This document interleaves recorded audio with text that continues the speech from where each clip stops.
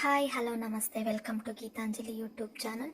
ಇವತ್ತು ಮನೇಲೆ ನಾನು ಐಸ್ ಕ್ರೀಮ್ ಹೇಗೆ ಮಾಡೋದು ಅಂತ ತೋರಿಸ್ಕೊಡ್ತಾ ಇದ್ದೀನಿ. ಮೊದಲಿಗೆ ನಾನಿಲ್ಲಿ ಅರ್ಧ ಲೀಟ್ರ್ ಹಾಲನ್ನು ತೊಗೊಂಡಿದ್ದೀನಿ. ಹಾಲಿಗೆ ಯಾವುದೇ ಥರದ ನೀರನ್ನು ನಾವು ಹಾಕಬಾರ್ದು, ಗಟ್ಟಿಯಾದ ಹಾಲನ್ನೇ ನಾವು ಬಿಸಿ ಮಾಡ್ಕೋಬೇಕಾಗುತ್ತೆ. ಹಾಲನ್ನು ಒಂದು ಮೀಡಿಯಂ ಫ್ಲೇಮಲ್ಲಿ ಇಟ್ಕೊಂಡು ನಾವು ಚೆನ್ನಾಗಿ ಬಿಸಿ ಮಾಡ್ಕೋಬೇಕಾಗುತ್ತೆ. ಅದಕ್ಕೆ ಯಾವುದೇ ಥರದ ನೀರನ್ನು ಹಾಕಬಾರ್ದು. ಈಗ ನಾನು ಅರ್ಧ ಲೀಟ್ರ್ ಹಾಲಿಗೆ 1 ಕಪ್ ಸಕ್ಕರೆಯನ್ನು ತೊಗೊಂಡಿದ್ದೀನಿ. 1 ಕಪ್ ಸಕ್ಕರೆನ ಹಾಕಿ ಚೆನ್ನಾಗಿ ಮಿಕ್ಸ್ ಮಾಡ್ಕೋಬೇಕಾಗುತ್ತೆ. ನೋಡಿ, ಈ ಥರ ಚೆನ್ನಾಗಿ ಮಿಕ್ಸ್ ಮಾಡ್ಕೊಳ್ಳಿ.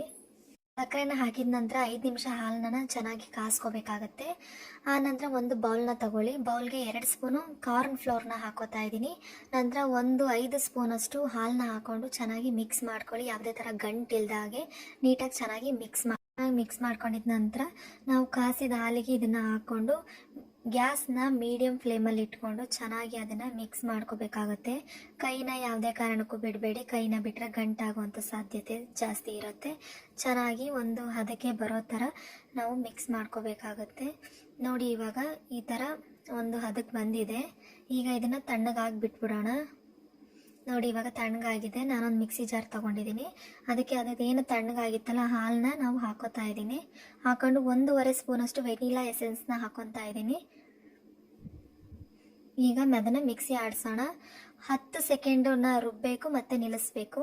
10 ಸೆಕೆಂಡ್ ರುಬ್ಬಬೇಕು ಮತ್ತು ನಿಲ್ಲಿಸ್ಬೇಕು. ಆ ಥರ 3ರಿಂದ 4 ಸತಿ ಮಾಡಿ. ಒಂದು ಏರ್ ಕಂಟೈನರ್ ಬಾಕ್ಸ್ನ ತಗೊಂಡು ನಾವು ಏನು ಮಿಕ್ಸಿಲಿ ಮಾಡ್ಕೊಂಡಿದ್ದೀವಿ ಮಿಶ್ರಣನ ಅದನ್ನು ಹಾಕ್ತಾ ಇದ್ದೀನಿ. ಈಗ ಫ್ರಿಜ್ಜಲ್ಲಿ ಇಡ್ತಿದ್ದೀನಿ. 5 ಅವರ್ ಆಗಬೇಕಿದು. 5 ಅವರ್ ಆದಮೇಲೆ ಮತ್ತೊಂದು ಸತಿ ಮಿಕ್ಸಿಲಿ ಹಾಕಬೇಕಾಗುತ್ತೆ. ನೋಡಿ, 5 ಅವರ್ ಆದಮೇಲೆ ಈ ಥರ ಆಗುತ್ತೆ. ಅದು ಆಲ್ಮೋಸ್ಟ್ ಆಲ್ ಅರ್ಧ ಆಗಿದೆ. ಇವಾಗ ಮತ್ತೊಂದು ಸತಿ ಮಿಕ್ಸಿಗೆ ಹಾಕಬೇಕಾಗುತ್ತೆ. ಇನ್ನೊಂದು ಸತಿ ಮಿಕ್ಸಿಗೆ ಹಾಕ್ತಾ ಇದ್ದೀನಿ. ಮತ್ತೆ 10 ಸೆಕೆಂಡ್ ಆನ್ ಮಾಡಬೇಕು, ಮತ್ತೆ 10 ಸೆಕೆಂಡ್ ಆಫ್ ಮಾಡಬೇಕಾಗುತ್ತೆ. ನೋಡಿ, ಈ ಥರ ಒಂದು 3ರಿಂದ 4 ಸತಿ ಮಾಡಿದ್ರೆ ಸಾಕಾಗುತ್ತೆ. ನಂತರ ಅದೇ ಬಾಕ್ಸಿಗೆ ವಾಪಸ್ ಅದನ್ನು ಹಾಕ್ಬಿಟ್ಟು ಒಂದು ಓವರ್ ನೈಟ್ ಎಲ್ಲ ಇಟ್ಟರೂ ನಡೆಯುತ್ತೆ. ಇಲ್ಲ ಅಂದರೆ ಒಂದು 8 ಅವರ್ಸ್ ಆದರೂ ಇಡ್ಬೋದು. ತುಂಬ ಚೆನ್ನಾಗಿರುತ್ತೆ. ನೋಡಿ, ಇವಾಗ 8 ಅವರ್ಸ್ ಆಗಿದೆ ನನಗೆ. ನಾನು ತೆಗಿತಾ ಇದ್ದೀನಿ. ನೋಡಿ, ಐಸ್ ಕ್ರೀಮ್ ಯಾವ ರೀತಿ ಕ್ರೀಮಿಯಾಗಿ ಎಷ್ಟು ಚೆನ್ನಾಗಿದೆ ಬಂದಿದೆ ಅಂತ ಹೇಳಿ ಮನೇಲಿ ಒಂದು ಸತಿ ಟ್ರೈ ಮಾಡಿ ನೋಡಿ. ಖಂಡಿತ ಮಕ್ಕಳಿಗೆ ತುಂಬ ಇಷ್ಟ ಆಗುತ್ತೆ ಅಂತ ಅಂದ್ಕೊಂಡಿದ್ದೀನಿ.